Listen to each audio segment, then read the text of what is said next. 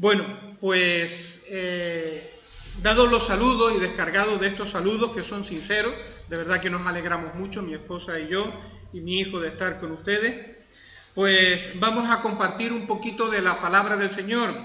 Es una palabra más bien evangelística, pero que aún así hace bien a nuestros corazones, porque nos recuerda cuál es el evangelio que nosotros hemos recibido, cuál es la obra que el Señor ha hecho, y también, además de refrescarnos, pues la obra del Señor nos ayuda para poder compartir con otros lo que el Señor ha hecho en nuestras vidas. Y les invito a tener en primer lugar una lectura en Gálatas capítulo 2, verso 15 y 16.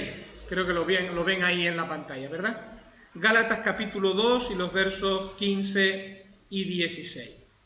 Son dos versículos, pero son muy interesantes. Dice: nosotros, nosotros es una referencia directa a Pablo y a Pedro. Dice: nosotros, judíos de nacimiento, y no pecadores de entre los gentiles, sabiendo que el hombre no es justificado por las obras de la ley, sino por la fe de Jesucristo, nosotros también hemos creído en Jesucristo para ser justificados por la fe de Jesucristo y no por las obras de la ley, por cuanto por las obras de la ley nadie será justificado. A lo mejor parece un trabalengua así de primera instancia, un poquito trabalengua lo que hemos leído, pero aquí hay un mensaje realmente hermoso que nosotros vamos a compartir en esta tarde. La primera sería una pregunta: ¿hemos escuchado hablar del apóstol Pablo? Yo creo que todos los que estamos aquí podemos decir que sí, pero bueno, por si hubiese algún amigo, alguna persona que después a través de la grabación pues pudiese escuchar estas palabras. El apóstol Pablo fue sin duda un gran siervo de Dios, y el trabajo misionero que hizo el apóstol Pablo fue fundamental para poder extender el evangelio. Gracias a él, o en parte a su labor, el evangelio se extendió por Asia, un gran país como es Turquía en el día de hoy, y también llegó a Europa, especialmente a Grecia y también a Roma.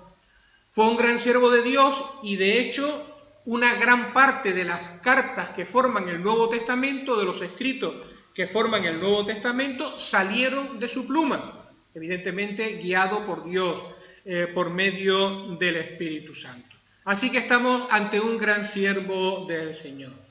Pero conocemos la historia de este hombre.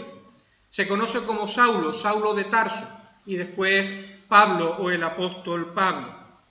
Bueno, pues yo quiero compartir algunas cositas que sucedieron en su vida antes de conocer a Cristo, antes de que su vida cambiara, con la intención de que eso también sea un motivo para la reflexión en nuestras vidas, y también un motivo para llevarnos a los pies de Jesucristo. Algunas nociones o algunas cositas con respecto a Saulo de Tarso, que después sería conocido como el apóstol Pablo. Bueno, pues el apóstol Pablo nació en una ciudad de Asia que se llama Tarso. Aquí tienen lo que sería el mapa de esa parte de Asia, de Turquía, donde él estuvo predicando el evangelio, y también la parte de Italia, que fue donde está la ciudad de Roma, que fue hasta el lugar donde suponemos que él llegó. Jerusalén está aquí abajo, toda Asia, Grecia y después Roma, que ya está en Italia. Bueno, pues esto es aproximadamente el contexto donde él se movió. Pues él nació en una ciudad de Asia que se llamaba Tarso. Ahora aquí lo vamos a ver un poquito mejor, ¿lo ve? La flecha, y ahora ahí, un poquito más grande. Vale, ahí se ve, en la ciudad de Tarso. Sin embargo, parece ser que desde jovencito, o quizás siendo un niño, sus padres lo mandaron a Jerusalén para que estudiara con un famoso maestro judío que se llamaba Gamaliel.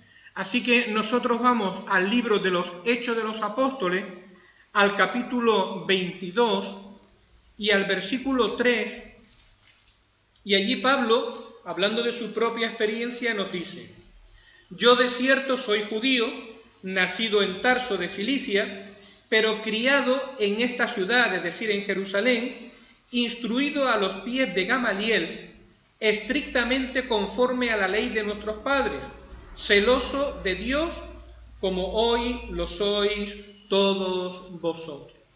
Y llamo la atención a esta expresión que él dice. Criado aquí a los pies de Gamaliel, y ahora dice, instruido estrictamente conforme a la ley de nuestros padres, celoso de Dios. Es decir, él fue criado desde muy pequeño en la enseñanza o en el conocimiento de Dios. Y hay una cosa muy importante que le enseñaron sus maestros desde pequeñito. Más o menos podríamos decir que una de las cosas que él aprendió desde que era un jovencito era que dentro de cada persona hay como dos impulsos. Hay un impulso que te lleva a hacer el bien y hay un impulso que te lleva a hacer el mal. Uno, las cosas que Dios no aprueba, y otro impulso que te lleva a hacer las cosas que Dios aprueba. Eso era lo que enseñaban los rabinos. Una persona justa delante de Dios, una persona que finalmente Dios aprobara, era aquella persona que no cultivaba esos impulsos que te llevaban al mal, sino aquel que cultivaba esos impulsos que te llevaban a hacer las cosas buenas. No se trataba de ser perfecto, porque ellos conocían las palabras de Salomón, que decía: ciertamente no hay hombre justo en la tierra que haga el bien y nunca peque. Pero sí enseñaban que había que cultivar esos impulsos buenos, de tal manera que cuando nos presentáramos delante del Señor, esos impulsos buenos que nosotros hemos trabajado pesaran más que los malos. Y entonces Dios nos justificaría, y utilizando nuestro vocabulario, esa persona sería salvada y esa persona no tendría ningún problema para estar en la eternidad con Dios. Dicho de otras palabras, era como si Dios tuviese un libro de cuenta con la cuenta corriente de nuestra vida, y entonces a lo largo de nuestra vida, según lo que nosotros fuéramos haciendo, pues Dios iba haciendo anotaciones en un lado o en otro.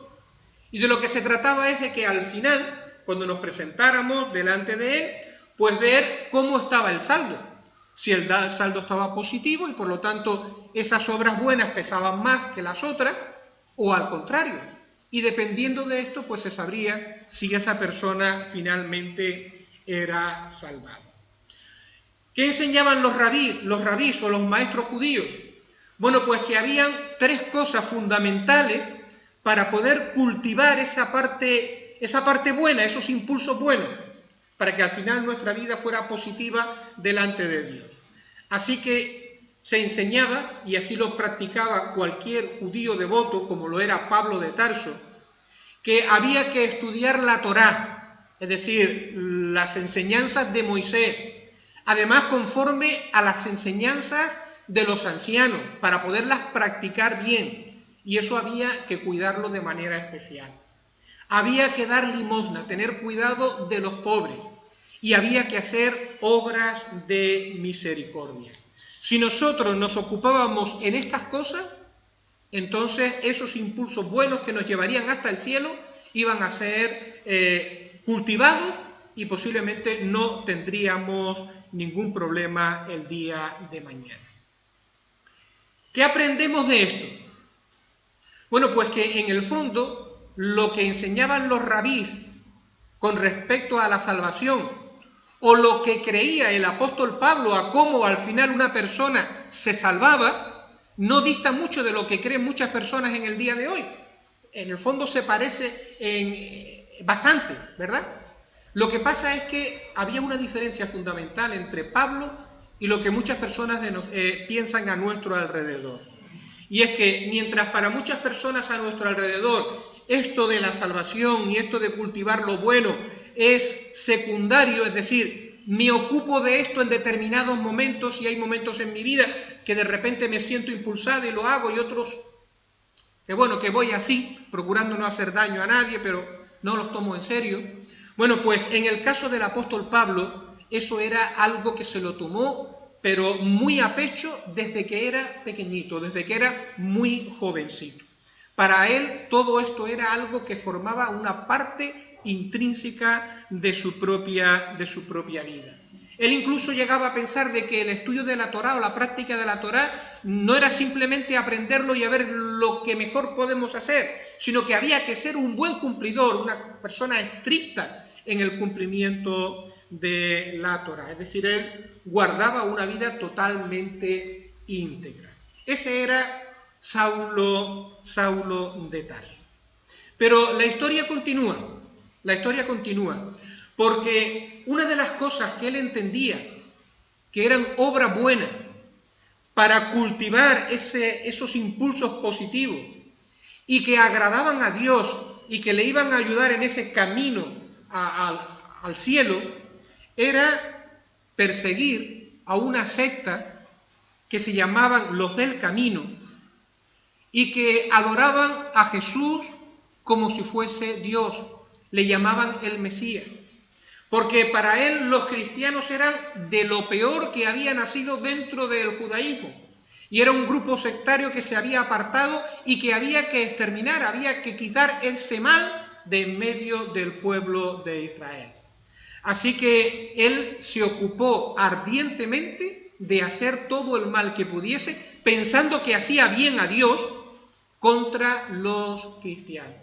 Y aquí tenemos una escena que es lo que sería el apedreamiento o la muerte de Esteban, que es el primer mártir, y Pablo estuvo allí presente, era como el padrino de todo aquello. Él guardaba las ropas, guardaba los enseres de las personas que iban a apedrear o que dieron muerte a Esteban. Y nos cuenta la historia, lo cuenta él mismo, que estando ocupado en esta actividad, en esta buena obra, lo digo entre comillas, de perseguir cristianos, pues él iba camino de Damasco cuando ocurrió algo sorprendente, algo radical, algo que cambió su vida totalmente. ¿Saben lo que sucedió? Yo creo que sí, porque todos nosotros somos conocedores del texto bíblico y de la historia bíblica. Lo que sucedió fue que Pablo tuvo un encuentro con Jesús de Nazaret, con aquel que él estaba persiguiendo. Y este relato lo podemos leer en Hechos capítulo 22, los versos que van desde el 6 al 8. Vamos a leerlo, Hechos capítulo 22. Y los versículos que van desde el 6 hasta el 8.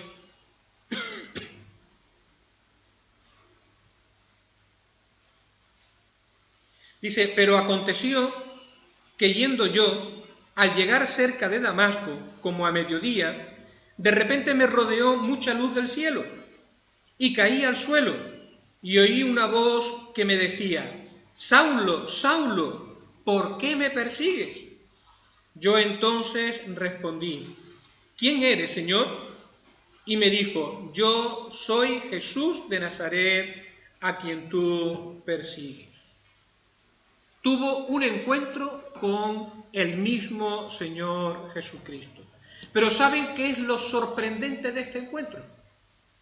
Pues que no fue un encuentro para castigar a Pablo o a Saulo, que realmente se lo merecía, estaba causando mucho dolor y mucha destrucción, sino que este encuentro con Jesús fue para exhortarle personalmente al arrepentimiento y para llamarle a que se convirtiera en un siervo del Señor Jesucristo.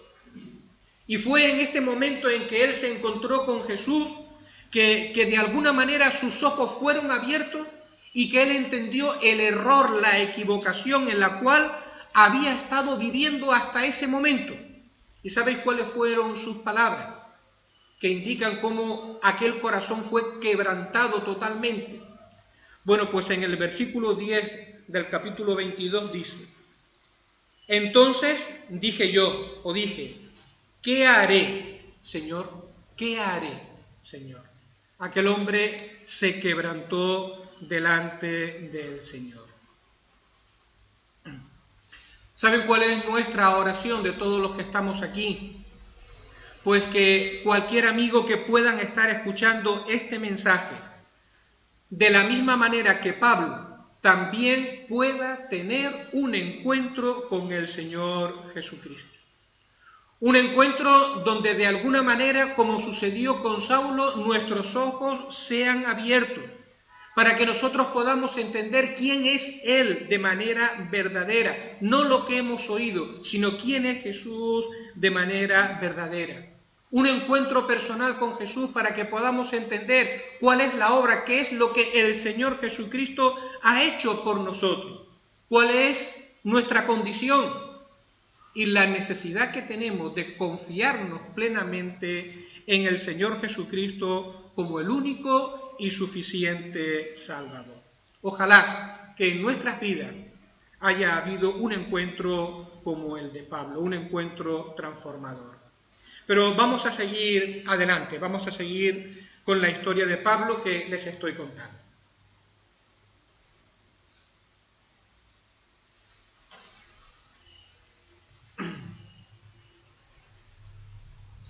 ¿Saben qué ocurrió ahora, después de este encuentro, con toda esa religión de buenas obras que él había estado practicando, viviendo con verdadera devoción, es decir, el estudio de la Torá, las limosnas, las buenas obras? ¿Saben qué pasó con todo eso?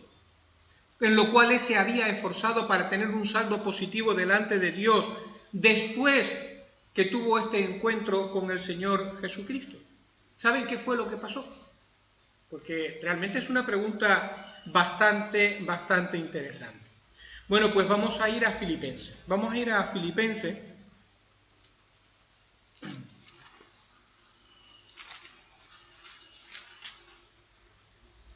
Filipenses capítulo 3 y verso 5 al 8. Después vamos a entresacar algunas palabras de aquí, pero fíjense qué es lo que pasó con toda esa religión de buenas obras que él había ido acumulando en su saldo positivo. Versículo 5. Circuncidado al 8º día, del linaje de Israel, de la tribu de Benjamín, hebreo de hebreos, en cuanto a la ley fariseo, en cuanto a celo perseguidor de la iglesia, en cuanto a la justicia que es por la ley irreprensible. Y ahora dice: pero cuantas cosas eran para mí ganancia, las he estimado como pérdida por amor de Cristo. Y ciertamente aún estimo todas las cosas como pérdida por la excelencia del conocimiento de Cristo Jesús, mi Salvador, por amor del cual lo he perdido todo y lo tengo por basura para ganar a Cristo y ser hallado en Él. Fíjense qué cosa más fuerte está diciendo aquí el apóstol Pablo. Pero cuantas cosas eran para mí ganancia, las tengo por basura. Las tengo por basura. ¿Qué significa esto? Bueno, les diré lo que no significa. Pablo no se arrepintió nunca de estudiar la Torá, la palabra de Dios, ni tampoco se arrepintió nunca de haber hecho buenas obras, ni se arrepintió tampoco de haber dado limosna, de ayudar a los pobres. De lo que Pablo se arrepintió, de lo que él dice que lo da por perdido, la cosa o las cosas que él dice que ahora tiene por basura, es el haber creído que hacer estas cosas constituían un saldo a favor que le abrían de alguna manera las puertas del cielo. Él se daba cuenta de que eso ahora no tenía ningún valor. De lo que se arrepentía no era de haber hecho el bien, porque hacer el bien es algo que incluso Pablo vuelve a enseñar y todos estamos llamados a hacerlo.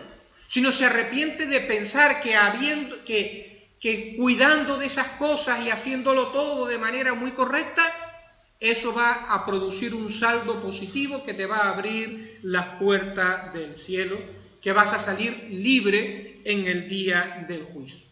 Eso era lo que Pablo consideraba como equivocado y lo que consideraba ahora como basura, como una pérdida, y no le importaba considerarlo de esta manera. Qué cosa más tremenda, ¿verdad? Y yo que sé que algunos de los amigos que hayan vivido pues una vida devota en cuanto a obras y en cuanto a hacer el bien les puede sorprender, pero es que esto es lo que Pablo está diciendo aquí. Ahora, ¿qué había sucedido? Es que de repente Pablo ahora le había dado algo en la cabeza y de repente Pablo se volvió loco. No sé, de repente lo tiró todo y dijo, nada, esto no sirve nada, y no sé, parece que algo falló en su mente, podría pensar alguna persona. Pero no, cuando Pablo dijo que todo eso ahora lo tenía por basura y ya no lo apreciaba para nada, se daba cuenta que no servía, no se había vuelto loco.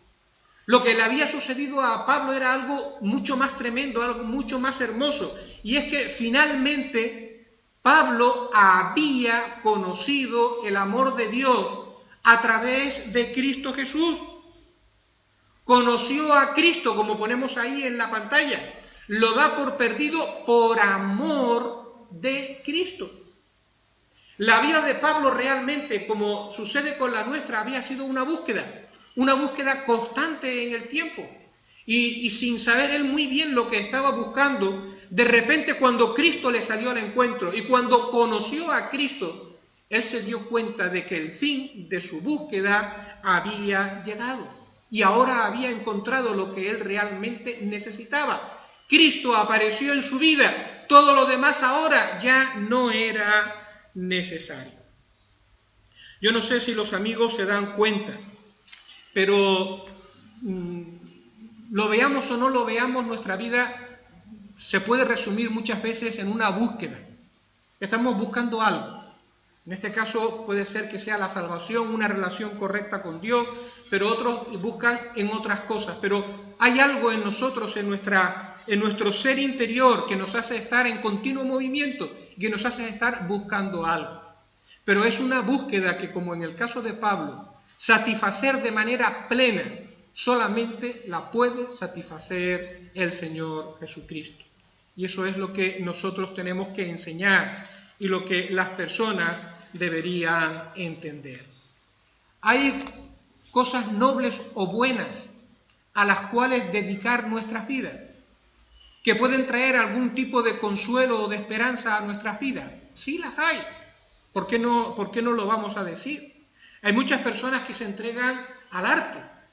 Y bien sea la pintura, bien sea la fotografía, bien sea la escultura, lo que quiera que sea, pero todo eso enriquece a la persona de una manera delicada y de una manera grande, y a las personas encuentran de algún modo realización en ello. Hay personas que se entregan al estudio de una manera profunda y incluso dejan al lado otras, por ejemplo, formar una familia, porque encuentran pues un placer especial en el conocimiento y en el estudio y en la formación. Hay otras personas que se entregan a la ciencia, que se centran en el prójimo. Hay muchas personas altruistas, es decir, que sienten que hay necesidad en el mundo y que si yo tengo una posición de privilegio, de alguna manera la vida me está diciendo que tengo que hacer el bien a todas estas personas que están a nuestro alrededor. Y hay personas que de alguna manera tratan de vivir así y de esa manera buscar un sentido o un propósito a su existencia. Y nosotros no podemos decir que eso está mal. Eso está bien. Pero ¿saben cuándo se convierte en algo malo? ¿Cuándo deja de ser algo bueno? ¿O dónde está el problema? Cuando nosotros excluimos a Cristo. Cuando sacamos a Cristo de todo eso.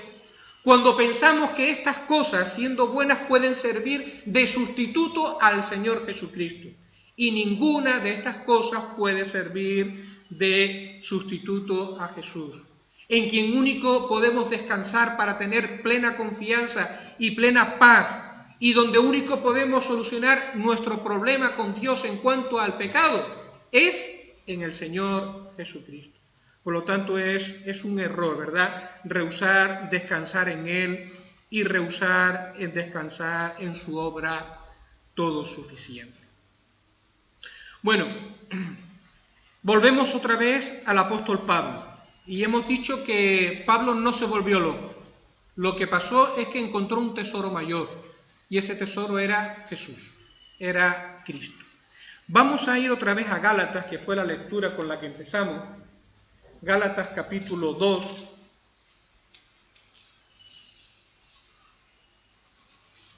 Y versos 15 y 16.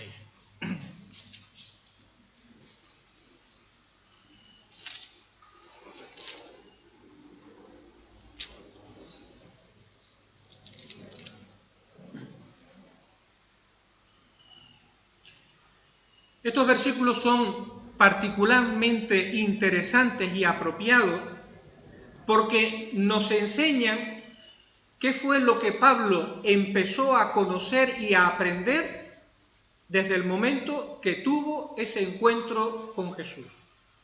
Y por eso pudo decir aquellas palabras de que todo aquello lo tengo por basura. Vamos a observar estas palabras que no son un galimatía, no es un trabalengua, sino que hay mucha enseñanza y realmente hermosa. Miren lo que dice, lo leemos de nuevo, el 2, versículo 15 y 16. Nosotros, judíos de nacimiento, y no pecadores de entre los gentiles, sabiendo que el hombre no es justificado por las obras de la ley, sino por la fe de Jesucristo, nosotros también hemos creído en Jesucristo, para ser justificados por la fe de Cristo y no por las obras de la ley, por cuanto por las obras de la ley nadie será justificado. Vamos a ver. Sabiendo, dice el versículo 16. ¿Quiénes son los que saben? Los que habían aprendido son Pablo y Pedro. Y me gusta señalar esto porque, bueno, pues Pedro es el cabeza de lo que se considera la Iglesia Católica y, bueno, pues para muchos es una persona también muy especial. Bueno, pues vamos a ver lo que tanto Pedro como Pablo aprendieron, supieron, llegaron a entender, ¿vale? Vamos a ver lo que los dos, en este caso Pablo se lo está recordando a Pedro, si leemos todo el contexto. Pero miren lo que ellos habían aprendido.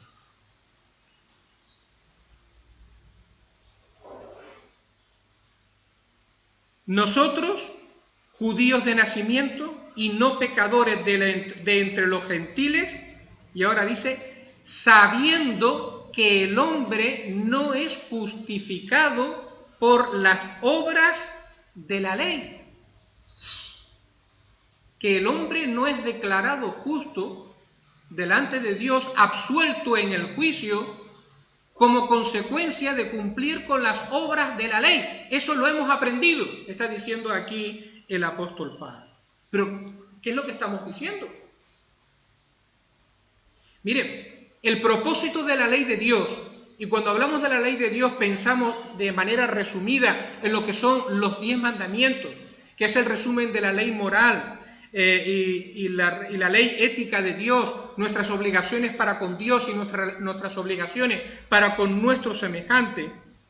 Nunca tuvo el propósito de ser un camino de salvación, donde yendo cumpliendo todas estas cosas a rajatabla, al final ganaríamos la salvación, sino que tuvo como propósito mostrar la incapacidad del hombre para vivir agradando a Dios, que esto no era posible debido a su santidad.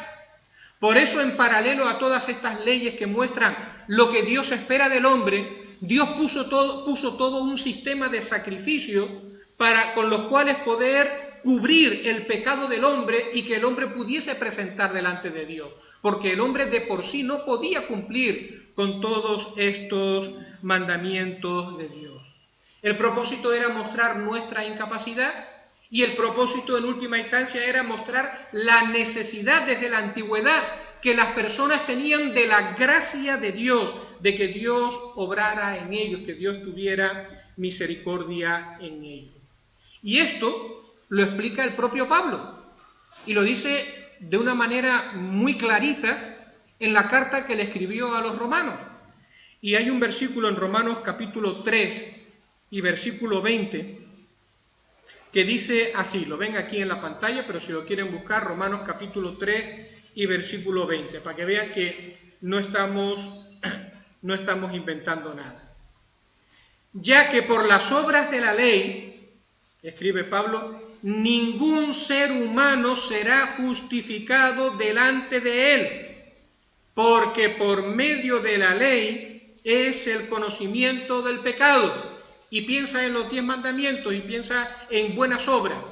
Mediante todas estas cosas que Dios mandó, es realmente el conocimiento del pecado, pero nadie va a ser justificado delante de Dios por ninguna de ellas. Esto lo dijo Pablo, un hombre que vivió escrupulosamente según lo que decían los 10 mandamientos y otras leyes más.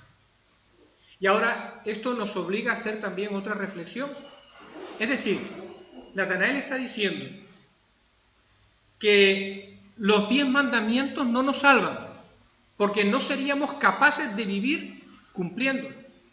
Pero si los 10 mandamientos que fueron dados por Dios y que forman la expresión máxima de lo que es la santidad de Dios, no pueden salvarnos, ¿cómo es que los hombres quieren salvarse estableciendo otros caminos para llegar a Dios? Si lo que Dios dio no vale, tú tense por seguro de que esos otros caminos, tengan a Mahoma por profeta, o tengan a Hare Krishna, o tengan lo que quiera que sea, para Buda, para tratar de alcanzar la salvación, tampoco van a servir, porque no tiene ninguna lógica. Lo que Dios estableció no era capaz de salvar al hombre, porque el hombre no es capaz. ¿Serán otros medios capaces de hacer el camino? Evidentemente la respuesta es que no hay otro camino. La verdad es que darse cuenta de que yo he estado viviendo una vida, haciendo toda una serie de cosas para favorecer ese lado positivo, para crearme un saldo positivo delante de Dios, y ahora descubrir que todo eso no me sirve, la verdad es que resulta desgarrador. Puede resultar incluso hasta traumático. Y al final, eso que estamos diciendo, sabiendo que el hombre no es justificado por las obras de la ley, es una noticia desalentadora, es una noticia verdaderamente desgarradora. Y así sería si Pablo no hubiera añadido ahí una palabrita que realmente es hermosa, la palabra sino. Sino, la vamos a ver ahora. Sino,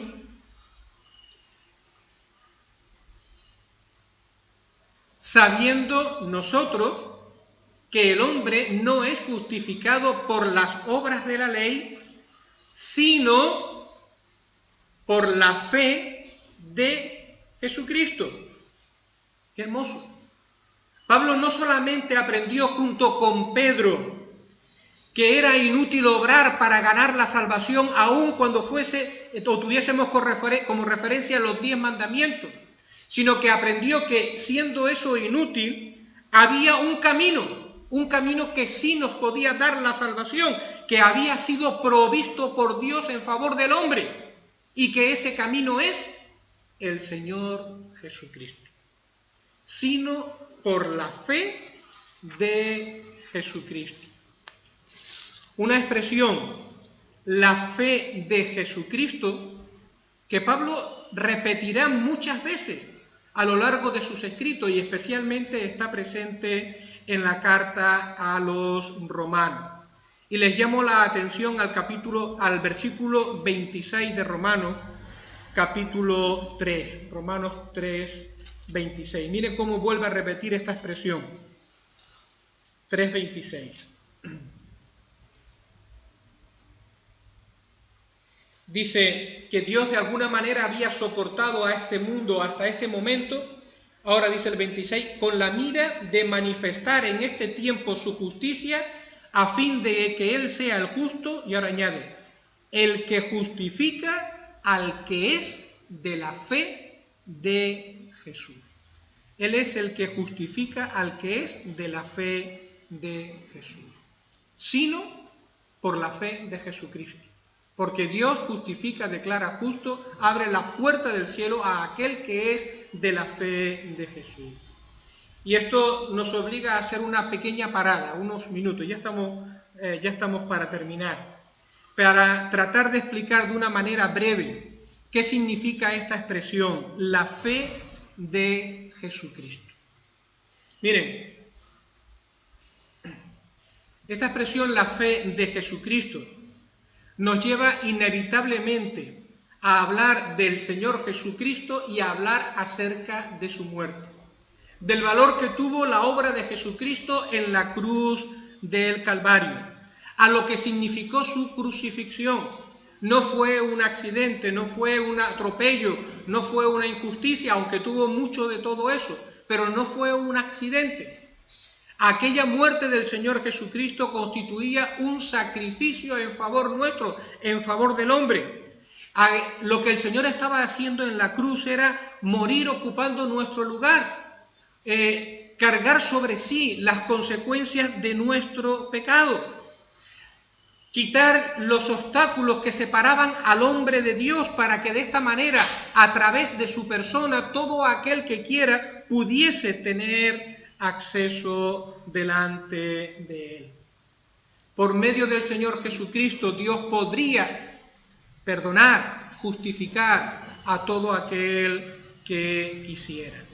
Yo no sé si nos damos cuenta de lo que estamos diciendo, pero lo que estamos diciendo es que Pedro entendieron que la salvación ya no dependía, o la salvación nunca dependió, o el perdón de Dios, la vida eterna, de lo que tú seas capaz de hacer, sino de lo que otro hizo por ti. Y ese otro hizo por ti es Jesucristo. Y lo que hizo fue morir en la cruz por tus pecados, ocupando tu lugar. Por lo tanto, ya no depende de lo que tú hagas, sino de lo que Jesús hizo, y tu parte está en creer o rechazar la obra que el Señor Jesucristo hizo en la cruz del Calvario. Por lo tanto, nuestra parte está en reconocerle, aceptarle como único y suficiente Salvador. Piensa en esto. Si siendo buena gente, si haciendo muchas cosas buenas, si siendo una persona religiosa y, intentándolo hacerlo bien aunque no seas perfecto, si de esa manera al final tu saldo va a ser positivo y Dios te va a abrir las puertas del cielo, entonces ¿para qué murió Jesús? ¿Para qué enviar desde el cielo al Señor Jesucristo a este mundo para que muriese en una cruz y además de la manera que Él lo hizo? ¿Para qué Jesús cargar sobre sí mismo el pecado de todos nosotros, con lo terrible que eso supuso, que Él exclamó, Dios mío, ¿por qué me has desamparado? ¿Para qué someter al Hijo de Dios a semejante sufrimiento? Si aunque sea de manera difícil, pero se podía conseguir la salvación por buenas obras, estudiando la Torá y haciendo otra serie de cosas. ¿Por qué? ¿No sería Dios entonces un Dios cruel, no un Dios injusto, un Dios realmente algo extraño, que habiendo otra forma terminara entregando a su Hijo y haciéndolo morir en la cruz del Calvario? Si Cristo tuvo que morir, mis queridos amigos o hermanos, es porque no hubo solución. Ese era el medio que estaba establecido, el único a través del cual los hombres podrían ser justificados delante de Dios. Y Pablo y Pedro entendieron esto. Por eso volvemos otra vez a nuestros versículos. Sabiendo que el hombre no es justificado por las obras de la ley, sino por la fe de Jesucristo. Ya hemos mirado a la cruz y a lo que él hizo en la cruz. Ahora ellos tomaron una decisión. Nosotros también hemos creído en Jesucristo para ser justificados por la fe de Jesucristo. Si esto es así, ¿qué es lo que me queda? Lo que me queda es abrazarme a la obra de Jesús, abrazarme al Señor Jesucristo. Y entonces lo que nos queda en esta tarde sería preguntar a las personas o preguntar a los amigos ¿y tú eres de la fe de Jesucristo? ¿Has puesto tu confianza en el Señor Jesucristo? Porque mira cómo termina estos versículos. Para ser justificados por la fe de Cristo, dice, y no por las obras de la ley. Y lo vuelvo a repetir, por cuanto por las obras de la ley nadie será justificado. No hay otra. Lo entendieron, lo comprendieron y se abrazaron a Jesús. Y ahora la cuestión es, ¿qué es lo que haremos nosotros? Pablo, de quien hemos estado hablando, Pedro, a quien Pablo involucra en estos versículos y habla de él, y miles más de hombres y mujeres a lo largo de la historia han entendido que el hombre no es justificado por las obras que pueda hacer, sino por la fe de Jesucristo, y han venido finalmente a Jesús. Así que nuestra pregunta, ¿verdad? Y nuestra respuesta tiene que ser, ¿y ahora qué voy a hacer yo? ¿O qué haré yo con la obra de Jesús? ¿Qué le voy a decir al Hijo de Dios? Gracias a Dios que creo que todos los que estamos aquí le hemos dicho que sí. Pero todavía hay muchas personas a nuestro alrededor y muchos seres queridos que aun habiendo escuchado de estas cosas, todavía no han mirado a Cristo y no conocen a Cristo como el único y suficiente Salvador. Ojalá que también ellos puedan compartir la fe de Pablo, la fe de Pedro y la fe que tenemos todos nosotros, la fe en Cristo. Que el Señor bendiga su palabra. Amén.